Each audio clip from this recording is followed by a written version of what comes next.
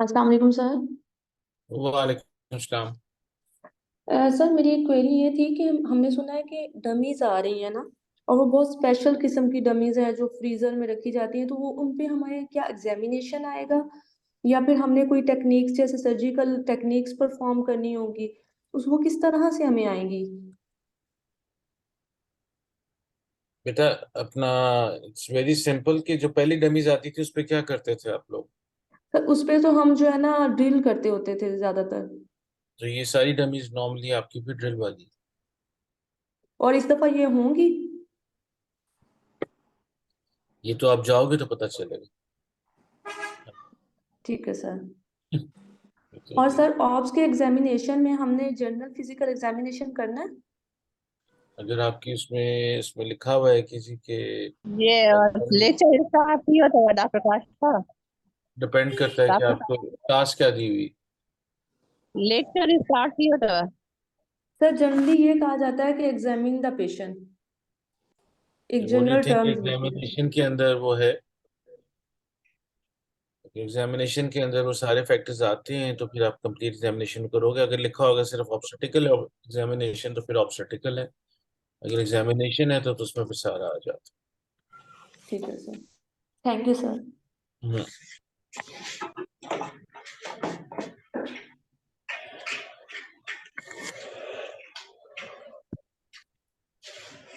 So anybody else has any queries? अगर नहीं है। जी वेलकम सर। जी।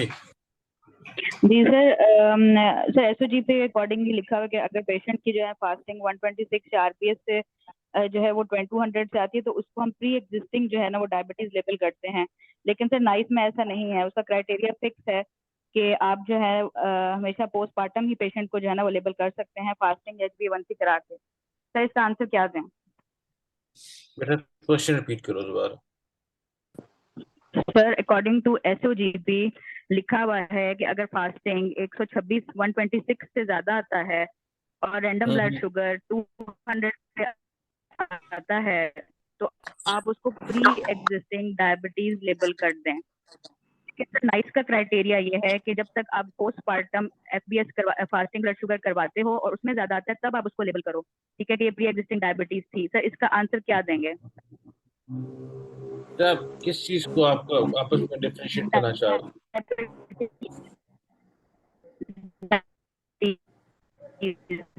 आपकी आवाज नहीं आ रही बेटा, कट रही है। इसमें what are different types of diabetes होती क्या है।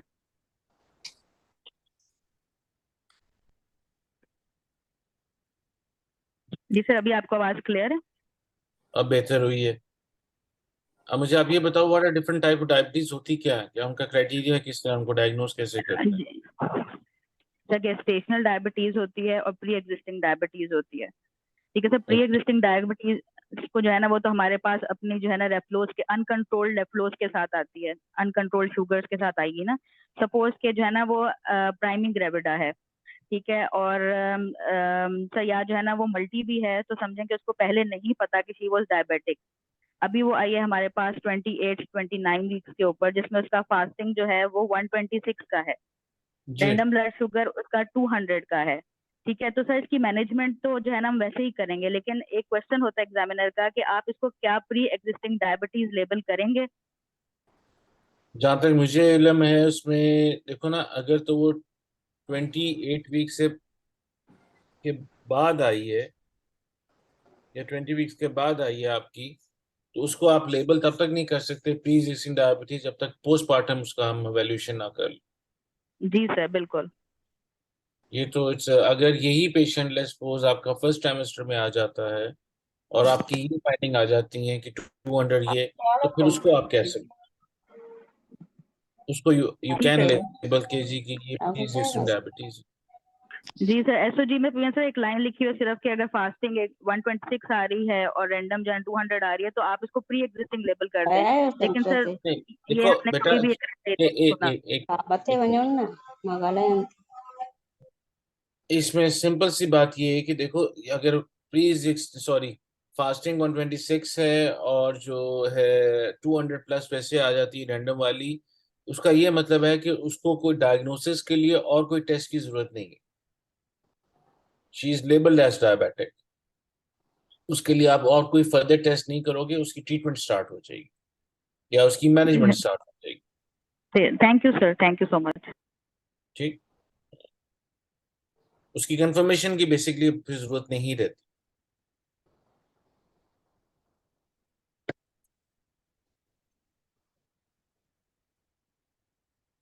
जी बेटा, और कोई क्वेश्चंस हैं किसी के? सर एक अस्सलाम और सर। क्वेश्चन ये पूछना था कि मैटरनल रिसेसिटेशन जो हमें आता है हाँ जी। सर, उसमें हमने क्या एक पूरा परफॉर्म करना होता है, लाइक हमने जैसे पूरा सीपीआर 2 मिनट्स का करके दिखाना होता है, 30 कंप्रेशन दे के फिर ब्रेथ दे के फिर कंप्रेशन दे के, या हमने पॉइंट्स करके भी दिखाने होते हैं और बस बोल के थोड़ा थोड़ा बोलते जाना है साथ में? बेटा अगर तो डमी है और सारा कुछ रखा हुआ है तो फिर तो परफॉर्मेंस वाला सेंटर है। अगर उन्हें थ्योरी पूछनी होगी तो थ्योरी इज टोटली डिफरेंट, लेकिन मेरा नहीं ख्याल कि ये आजकल के जो स्टेशन बन रहे हैं इसमें वो थ्योरी पूछेंगे।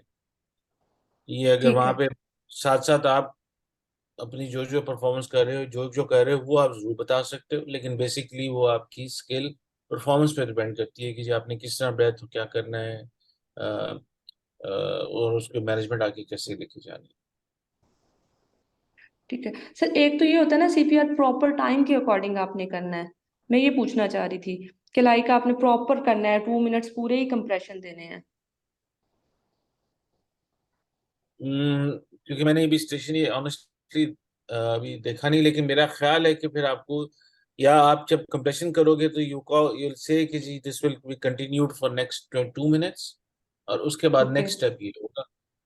ओके क्योंकि ठीक है, thank you I do remember कि जब आप ये 2 मिनट का सीपीआर करते हो काफी थक जाते हो।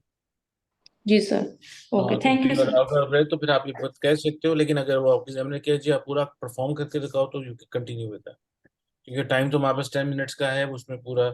और अगर कोई और चीज नहीं है तो फिर आप उसमें लेके चलो। Okay sir, thank you.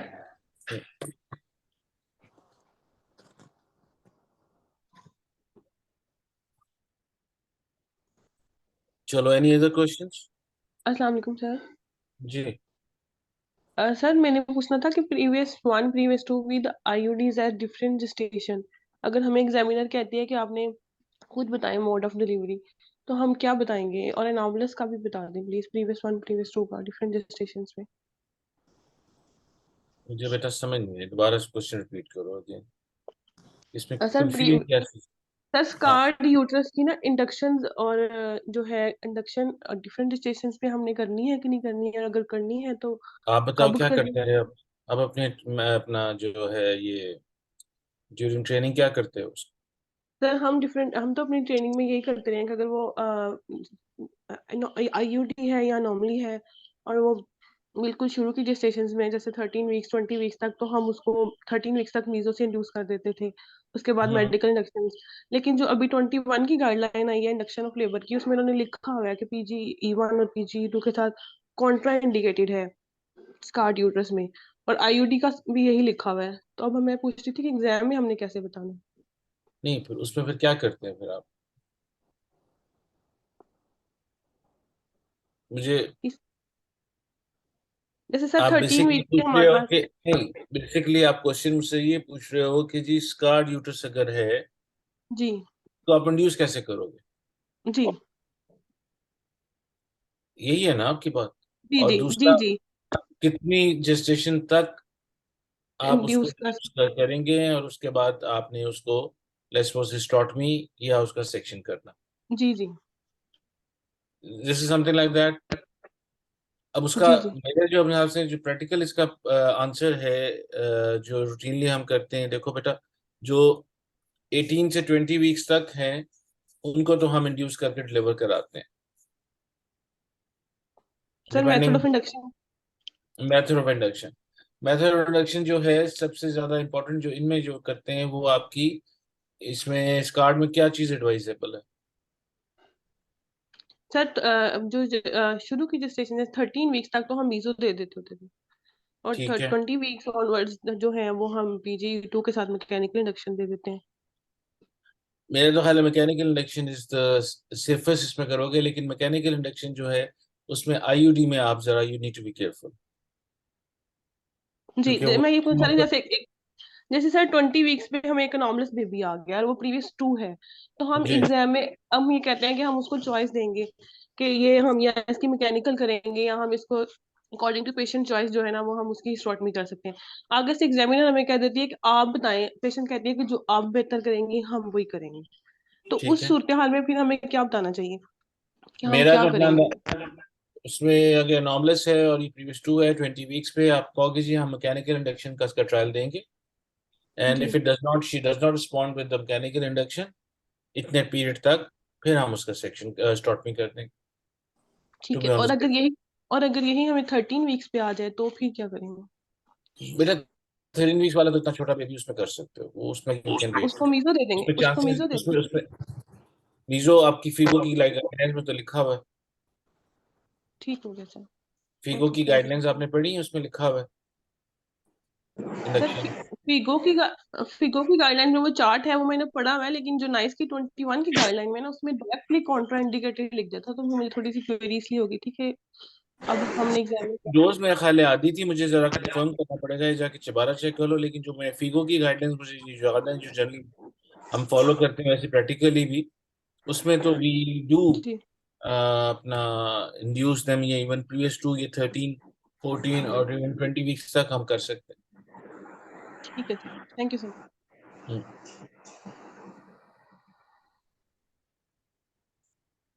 मैं निकालता हूँ फीगो की गाइडलाइंस। एनी अदर क्वेश्चन बेटा? Yes, sir. So can I ask?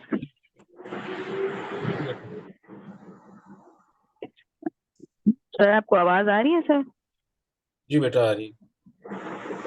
Sir, what position and extent breast examination? आपकी बेटा आवाज कट रही है अगेन। सर अभी आ रही है? जी आ रही है बेटा बीच में, लेकिन कट जाती है, बोलो आप। Sir, what will be the position and extent of breast examination in gynecological patients, sir, especially of ovarian tumors? Sorry आवाज फिर कट गई आपकी।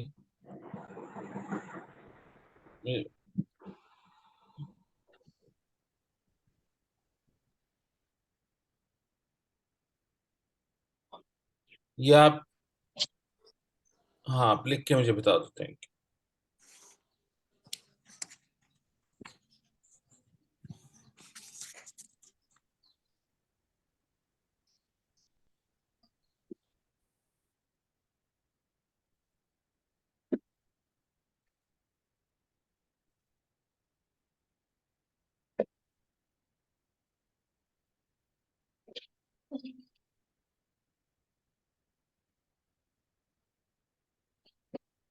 What is position and extent of breast? बेटा इसका पोजीशन का क्या मतलब, कि ब्रेस्ट एग्जामिनेशन कब करना है?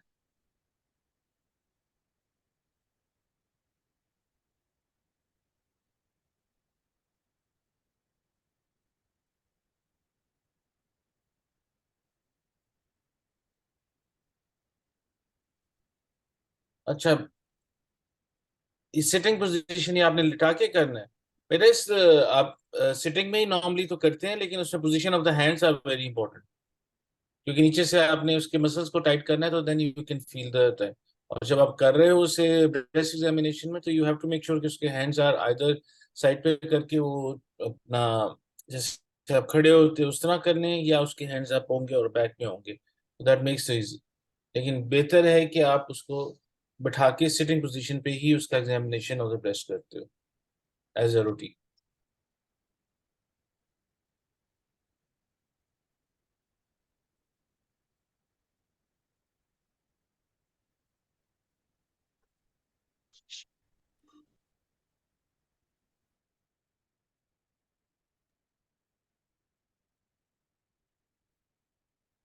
ये दूसरा क्वेश्चन आपने क्या पूछा है? I can't tell us about the Sir, neutralising drip in diabetic patient when in labor.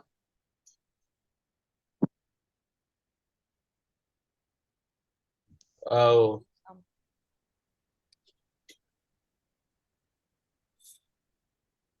Hello. ਹੁਣ ਤੋਪਾ ਹੀ ਸੁਬह को ना। अच्छा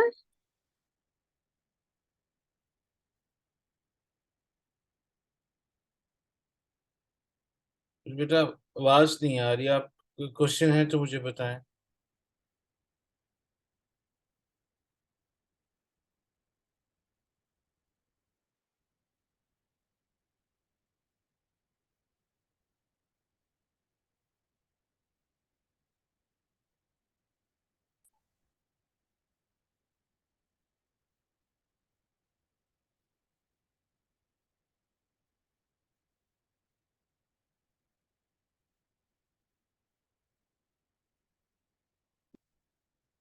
बेटा क्वेश्चंस और हैं तो बताओ, वरना देन अदरवाइज। अस्सलाम वालेकुम सर। वालेकुम सलाम। सर मुझे बताएं कि सर वो एंडोमेट्रोमा अगर वो हमारे पास लेस देन 4 है और सर वो पेन भी नहीं कर रहा और पेशेंट को फर्टिलिटी भी अगर चाहिए तो सर हम एंडोमेट्रोमा को निकाल लेंगे? जो इसकी रिकमेंडेशन है बेटा, जो लेस देन 5 सेंटीमीटर है उसको फिर सोच समझ के निकालेंगे, लेकिन depending upon also on her tubal status. अगर तो ट्यूब्स की पेटेंट है, लेट्स सपोज आपने HSG कराई है, उसके साथ यू कैन कंटिन्यू, लेकिन अगर वो 5 सेंटीमीटर या अबव हो जाता है, एंडोमेट्रोमा है, तो फिर then you have to take it out. ये this is the same thing with the fibroids. अगर वो कहते हैं कि फर्टिलिटी के साथ डिपेंडिंग अपॉन कि उसकी लोकेशन किधर है और दूसरा उसका साइज, अगर इससे ज्यादा है 5 से तो फिर देन दे प्लान कि वी टेक देम आउट। अगर लेस देन है तो फिर और कोई सेंटेंस कॉज नहीं कर रहा तो we can continue with the same. Okay sir. और सर अगर उसे फर्टिलिटी नहीं चाहिए तो फिर तो नहीं कुछ, फिर तो हम नहीं निकालेंगे ना? फिर उसको सिर्फ फॉलो अप करेंगे और CA 1 to 5 करा के सिर्फ आप देख लोगे, जस्ट टू मेक श्योर कि उसमें कोई मेलिग्नेंसी का फैक्टर नहीं है। Okay sir, thank you. हम्म।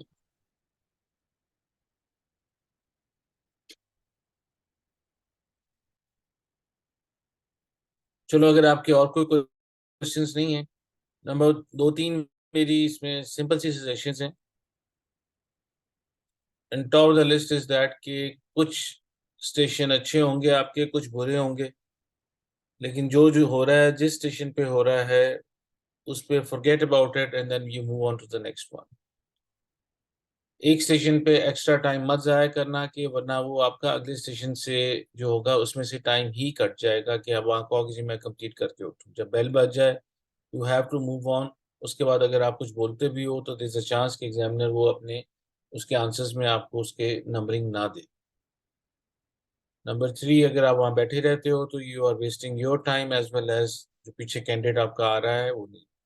अगर आप जाते हो आगे और अगला कैंडिडेट नहीं उठा अपनी जगह से, you can always request the examiner कि जी मैडम मेरी बारी है, मेरा टाइम स्टार्ट हो गया, ताकि next one we move on to that. ये कई बार होते हैं कि कुछ स्टूडेंट्स हैं वो नहीं बीच में से वहाँ बैठ के जो कोशिश करते हैं वो कंप्लीट कर। नंबर 3, जब भी आप जाते हो you have generally about 11 minutes होते हैं उसमें, जिसमें पहला 1 मिनट वो आपको दिया जाता है कि आपने सारी टास्क पढ़ के अपने आप को ऑर्गेनाइज करके then you start out.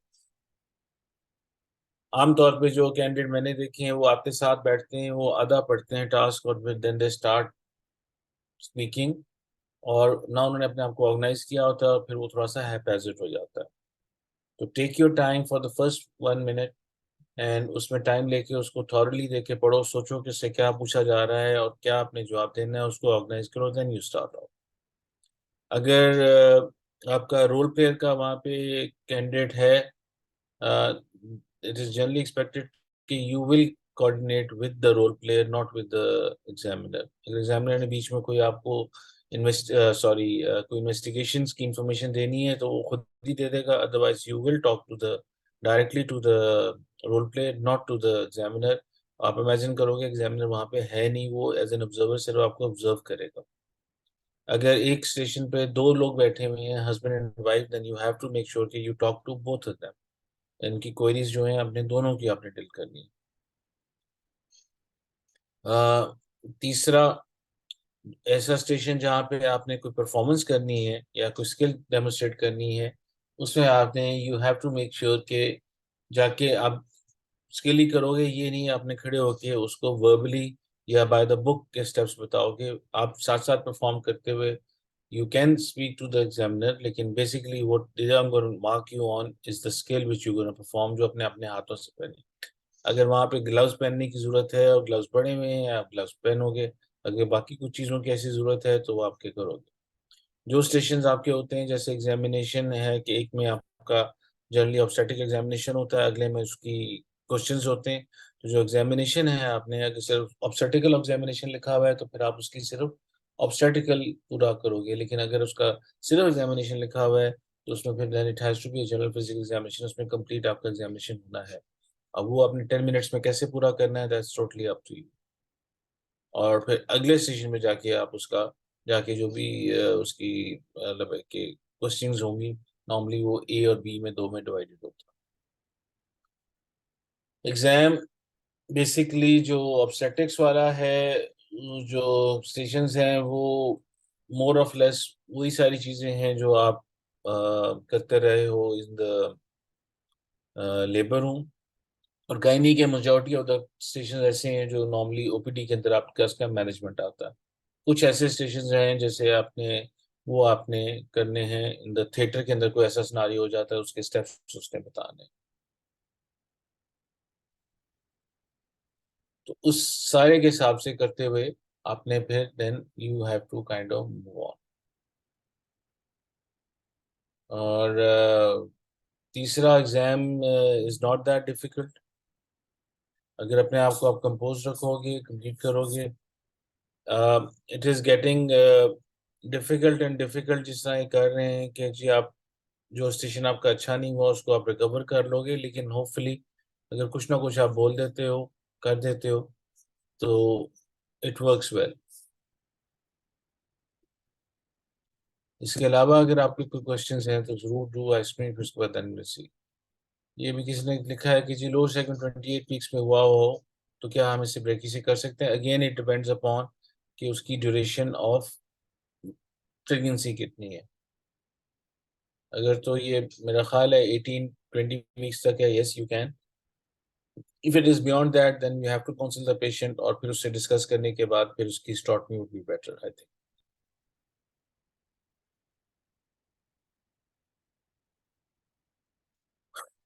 As a general rule, passing percentage is something between 60% के करीब करीब से above is regarded as a passing percentage. 5.5 वाला जो होता है वो it's on the borderline for each station.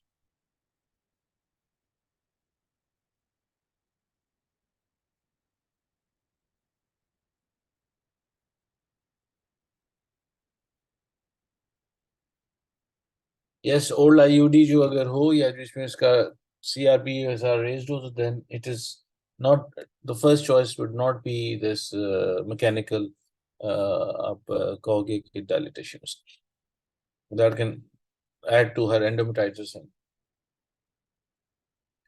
Yes, every station जो है वो टोटल 10 मार्क्स का ईच होता है, जिसमें से वो आपको उसमें से मार्क करते हैं।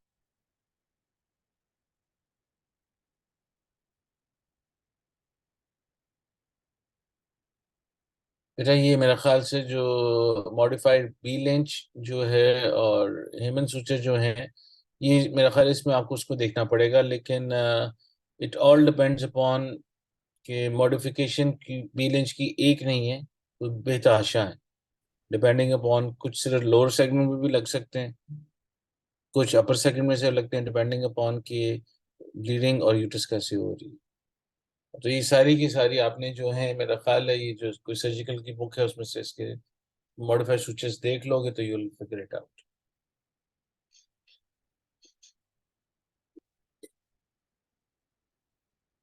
लेकिन जो बेसिक वाले हैं वो आपको पता होना चाहिए कहाँ से उसने, क्योंकि ये स्किल में आपको दे सकते हैं कि जी आपने इसको किधर लेके जाने और क्या करना।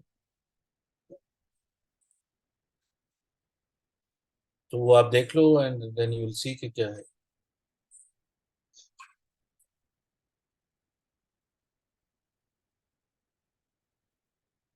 एग्जाम तो मेरा ख्याल है मंडे से स्टार्ट हो रहा है।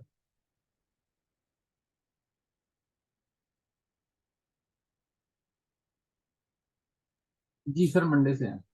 हाँ बेटा, जो आ जाएगा वही इम्पोर्टेंट है, मेरा नहीं ख्याल कि क्या है, लेकिन just go through what ever you can, that's about it.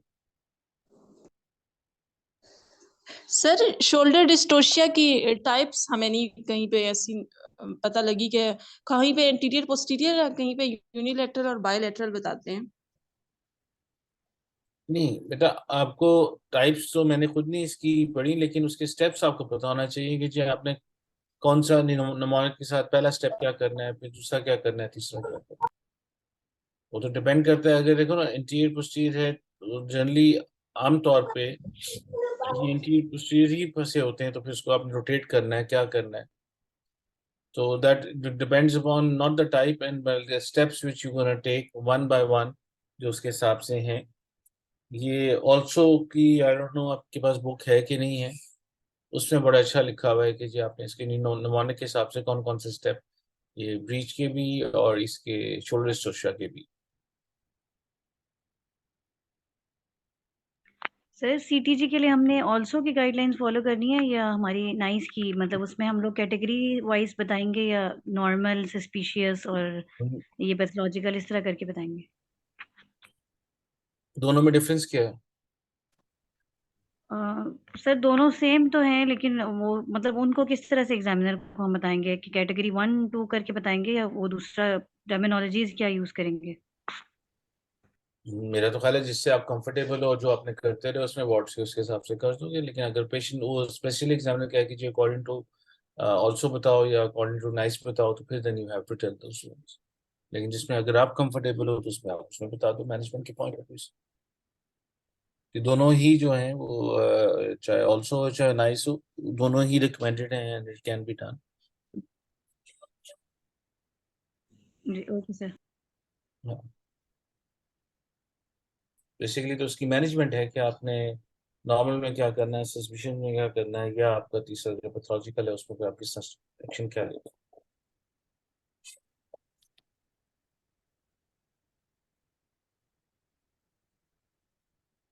चलो, अगर और कोई क्वेश्चंस नहीं है तो जिन्होंने कल मंडे को एग्जाम देना है उनके लिए best of luck and let's hope Allah करे जो जो एग्जाम ले रहा है सारी पास हो जाए। सर ये जो क्रिटिकल अप्रेजल का स्टेशन होता है, इस पे हमें थोड़ा सा मतलब टाइम देंगे पढ़ने के लिए फिर, या साथ साथ हमने उसको बोलना है? बेटा देखो, जो क्रिटिकल अप्रेजर है उसमें अगर आपका कोई जर्नल का आर्टिकल वगैरह आ जाता है तो उसमें यू हैव टू, मेरा तो ख्याल है जो एब्स्ट्रैक्ट है उसके जल्दी से आप गो थ्रू करके देख लो।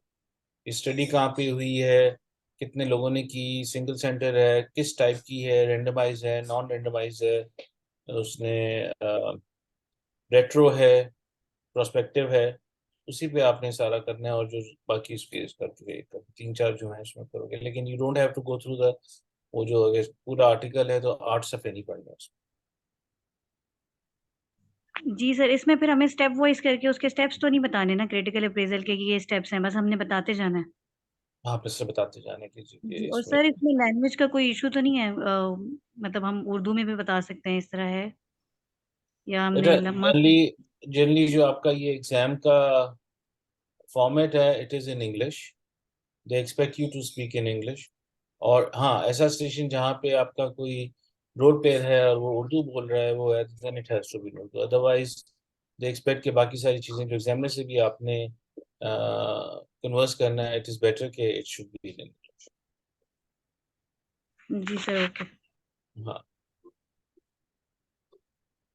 लेकिन अगर एग्जामिनर आपका उर्दू में बोल रहा है तो ऑफ कोर्स यू कैन उससे भी उर्दू में बात कर सकते हैं, डिपेंडिंग ऑन क्या है। लेकिन मोड ऑफ हमारा examination is in English, remember this. चलो चलो बेटा, good luck and let's hope for the best. और ये मेरी बात रखना, मैं आज तक किसी से नहीं मिला जिसका ये इम्तिहान पास नहीं हुआ। वो कब होना है वो आपके आप अपने हाथ पे, the sooner the better। और होपफुली इंशाल्लाह सब कुछ ठीक हो जाए। ओके बेटा, थैंक यू, खुदा हाफिज।